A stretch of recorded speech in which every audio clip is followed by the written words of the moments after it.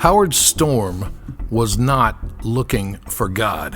In 1985, he was a college professor visiting Paris with his students, confident in his atheism and convinced that religious people were simply living in a fantasy. He was intelligent, accomplished, and fully committed to a life of pleasure and self-direction. But one day, everything changed. A sudden medical emergency struck him with unbearable pain. His stomach ruptured and corrosive acid was leaking into his body.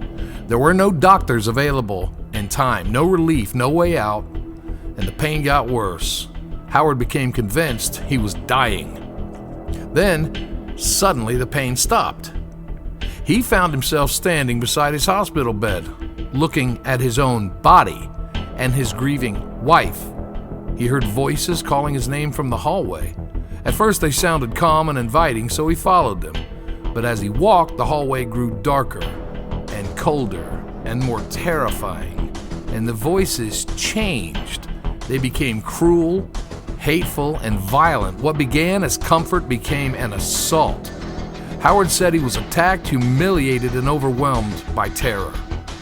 In that moment, he cried out to Jesus, and everything changed again. Howard survived. He lived to tell the story, and his wife was never the same. The atheist professor became a follower of Christ. Now, he lost relationships, his career path, and the approval of his old circle of friends, but he gained something greater: the certainty that eternity is real, that hell is real, and that Jesus Christ is the only rescue from it. That shouldn't surprise us, because Jesus himself spoke about hell often. In Luke 16, he told the story of a rich man who lived in luxury while a poor man named Lazarus suffered outside his gate. Both men died.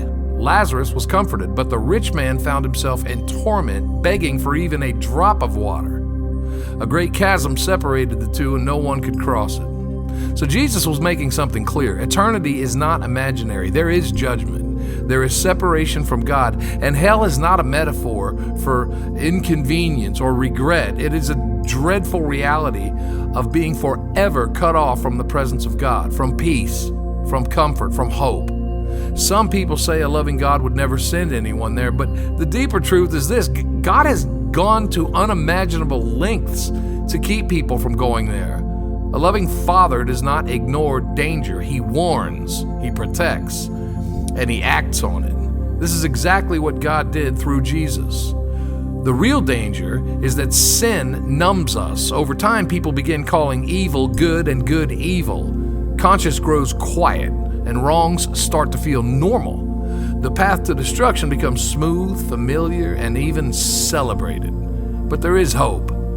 The Bible does not say that those who struggle with sin are beyond saving. It says the battle itself is evidence that something is still alive in the soul. The answer is not to give up. The answer is to run to Christ. Jesus is not only the one who warned about hell, He is the one who made a way out.